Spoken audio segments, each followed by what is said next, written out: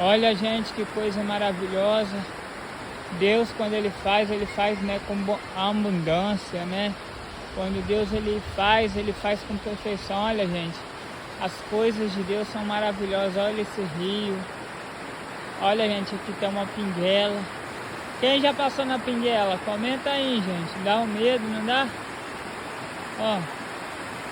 Aí passa nessa pinguela aí para atravessar lá pro outro lado. Ó. Vai contemplando aí, gente, a beleza que Deus faz.